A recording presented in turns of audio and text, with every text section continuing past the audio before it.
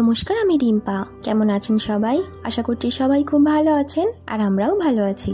আমার আরও একটি নতুন ভ্লগে আপনাদের সবাইকে স্বাগত জানাই।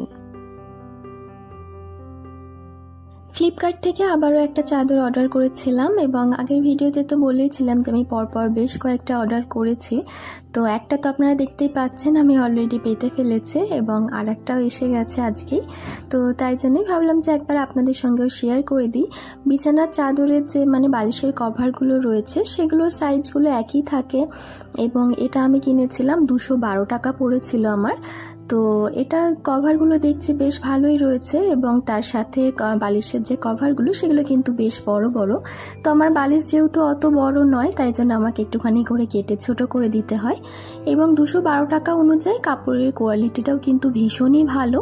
আর এখানে কিন্তু চাদরটা ইলাস্টিক দেওয়া রয়েছে পুরোটাতেই, আর সেলাইটাও কিন্তু ভীষণ ভালো করে করা রয়েছে। এমন নয় যে সেলাইগুলো উল্টোপাল্টা করে করা বা সুতো বেরিয়ে আছে, এরকমটা নয়। একটু কাছ থেকে দেখিয়ে দিলাম যাতে কোয়ালিটিটা ঠিক কী ধরনের আপনাদের যেন কোনো বুঝতে অসুবিধা না হয়।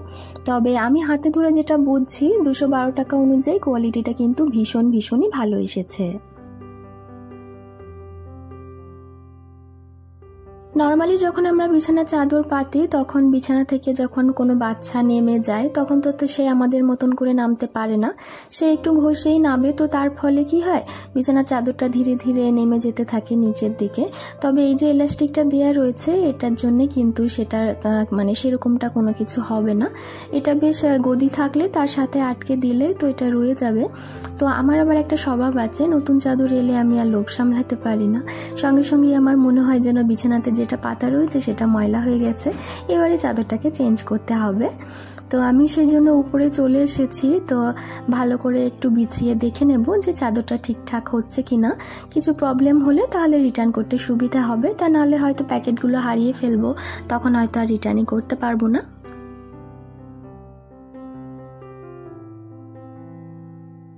এই ঘরটাতে কিন্তু আমার কোনো গদি নেই, নিচের ঘরে যেমন গদি রয়েছে। তো সেই সব জিনিসের মধ্যে এই চাদরগুলোকে আটকাতে বেশি সুবিধা হয়। তবে এখানে একটা জাজিম আছে এবং জাজিমের ওপর একটা তোষক আছে, তো আমি সেটাই চেষ্টা করব জাজিমের সঙ্গে অ্যাটাচ করার। তো দেখি হয় কি না।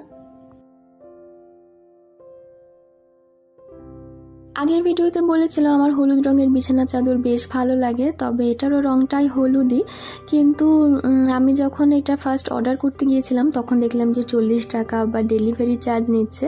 তো সেই জন্য আমি প্রথমটা অর্ডার করিনি। তো দুদিন পরে দেখলাম ডেলিভারি চার্জটা ওনারা সরিয়ে দিয়েছেন, ওখানে ফ্রি ডেলিভারি লেখা ছিল। তো সেইটা দেখেই আমি তাড়াতাড়ি করে অর্ডার করেছি। কিন্তু শেষমেশ প্রবলেমটা যেটা হলো, আমার বিছানাতে কিন্তু এটা আটছে না, এই চাদরটা কিন্তু ছোট। তো অনেক রকম করে চেষ্টা করা হয়েছে, ঘুরিয়েও আমি চেষ্টা করেছি। যেমন ফুলগুলো এখন ওপর দিকে রয়েছে, তো এটা আমি ঘুরিয়েও চেষ্টা করেছিলাম, তবে সেখানেও কোনো কাজ হয়নি। তো আলটিমেট দেখলাম চাদরটা ছোট এবং আমার বিছানার জন্য এটা নয়, তাই জন্য আমি এটাকে রিটার্ন করে দিয়েছি। তবে ওখানে অপশন ছিল যে বড় সাইজ নেওয়া যেতে পারে। তো আমি ভাবলাম যে পরবর্তীকালে যদি আবারও সেম আসে সেই জন্য আমি আর রিস্ক নিইনি। দিদি যেহেতু রয়েছে তো তাই জন্যই ভাবলাম যে এমনিতেও আমাদের বাড়িতে তো সবসময় আসে না, তো এইবারে যখন এসেছে একটু স্পেশাল কিছু করি। তো প্ল্যান করে রেখেছিলাম আগে থেকেই একটুখানি চিকেন চাপ বানাবো। নর্মালি আমরা কষা চিকেনটাই বানিয়ে খাই, তবে একটুখানি অন্যরকম করে যদি বানানো যায় সেক্ষেত্রে বেশ ভালো লাগে। আমার তো এইভাবে খেতে বেশ ভালোই লাগে, কিন্তু আমার বাড়িতে এরকম ধরনের চিকেন করলে সেক্ষেত্রে আমার শ্বশুরমশাইয়ের অসুবিধা হয়ে যাবে, তো সেই জন্য আর এভাবে করা হয় না। আর এখানে আমি সমস্ত মশলা দিয়েছি, একটু দই দিয়েছি, আদা রসুন বাটা দিয়েছি, ধনে গুঁড়ো, জিরে গুঁড়ো, গরম মশলা গুঁড়ো, একটু বিরিয়ানি মশলা, তারপরে একটুখানি গোলাপ জল, কেওড়া জল, সামান্য আতর, আর এটা হচ্ছে কাজু বাদাম, পোস্ত, আর একটু চারমগজ দানা বেটে তারপরে এটা অ্যাড করে দিচ্ছি। নুন লঙ্কা গুঁড়ো দিয়েছি, তবে হলুদ গুঁড়ো দিইনি, এতে কিন্তু হলুদ গুঁড়ো দেওয়া হয় না।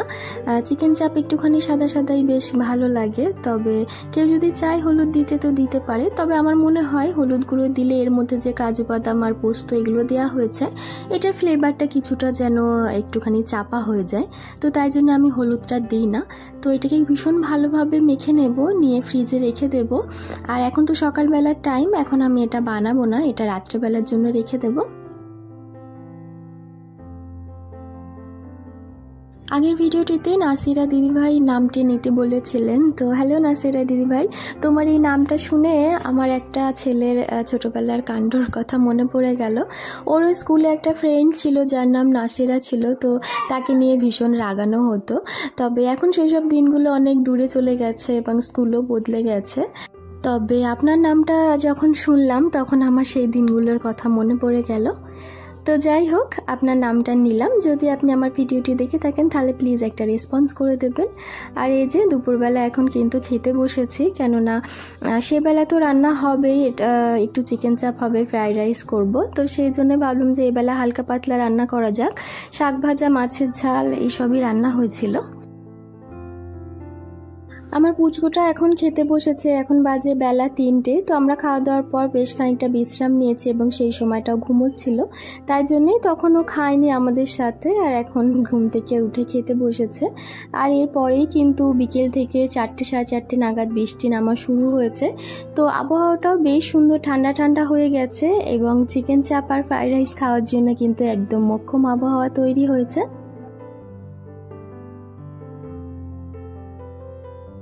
বৃষ্টিটা তো হলো বেশ, তার সাথে কিন্তু কারেন্টটাও চলে গেছে। তো আমাদের এসব এলাকাতে বৃষ্টি হলে সেই সাথে কারেন্টও চলে যায়, তো আসতে চায় না, এইটাই হচ্ছে একটা সমস্যা। তো এখন আপাতত সোলারের আলো জ্বেলেই কাজটা হচ্ছে। এরপরে ব্যাটারিটা যদি শেষ হয়ে যায়, চার্জটা ফুরিয়ে গেলে তখন এটাও নিভে যাবে, তখন কিন্তু খুবই অসুবিধে হয়ে যাবে। তো সেই জন্যই আমি একটু তাড়াতাড়ি রান্নাটা বসিয়ে দিয়েছি, ভাতটাও বসিয়ে দিয়েছি, আর এদিকে সবজি ভেজেছি, আর এবারে চিকেনটাও বসাবো। কড়াইতে একটু তেল দিয়েছি, সাথে তেজপাতা, গোটা গরম মশলা ফোড়ন দিয়েছি এবং সেই সাথে খানিকটা ঘি দিয়ে দেব। এটা তেল আর ঘি মিক্স করেই করতে হয়। তবে এখানে যেটা আমি ভুল করেছি সেটা হচ্ছে আমি এরপরেই চিকেনটা দিয়ে দিয়েছি, কিন্তু এরপরে চিকেনটা দেয় না। আমি ক্যামেরার দিকে দেখতে দেখতেই ভুল করে চিকেনটা দিয়ে ফেলেছি। এরপরে ওই তেল আর ঘিয়ের মধ্যে পেঁয়াজ কুচিটা দিতে হয় এবং সেটাকে একদম লাল লাল করে ভেজে নিতে হয়। আর সেটা দেব বলেই আমি তেল আর ঘিটা সেই অনুযায়ী দিয়েছি, কিন্তু ভুল করে চিকেনটা দেয়া হয়ে গেছে। তো কি আর করা যাবে, এটা দেওয়ার পরেই আমার মনে পড়েছে যে আমি এতে পেঁয়াজ দিইনি। তো সঙ্গে সঙ্গে আবার এটাকে সরিয়ে দিয়ে আমি আলাদা একটা কড়াইতে একটুখানি পেঁয়াজ নেড়ে নিচ্ছি। আর যেহেতু ওতে আমি অনেকটা তেল আর ঘি অলরেডি দিয়েছি, তো সেই জন্য আমি পেঁয়াজে আর বেশি করে তেলও দিতে পারিনি। এদিকে ভাতটাও আমার হয়ে গেছে, আর ছোটো হাঁড়িতে ভাত করেছিলাম এবং হাঁড়িটা পুরোপুরি ভর্তি ছিল। তো গরমের তাপে ভাতটা আরও গলে যাবে, তাই জন্য ভাতটাকে একটা বড় হাঁড়িতে ট্রান্সফার করে দিলাম। এখানে পেঁয়াজটা মোটামুটি ভাজা হয়েছে, এর বেশি আর ভাজা হচ্ছে না, এবার পুড়ে যাচ্ছে। তো আমি ভাবলাম যে যতটা হয়েছে এটাই দিয়ে দিই, কি আর করা যাবে। এতে কিন্তু আমি আর কোনোভাবেই জল মেশাবো না এবং আঁচের ফ্লেমটা লো করে দিয়ে এটা ঢাকা দিয়ে রান্না করব। আর ঢাকা দেওয়ার পর খানিকটা পরে কিন্তু অনেকটা জল বেরিয়ে গেছে, আপনারা দেখতেই পাচ্ছেন। এবং এই জলটার মধ্যেই চিকেনটা সেদ্ধ হবে, আর এটা যেহেতু ঝোল ঝোল হয় না, একটু গ্রেভি গ্রেভি থাকে, তো এর মধ্যে আর জল দেওয়ার কিন্তু একদমই প্রয়োজন নেই।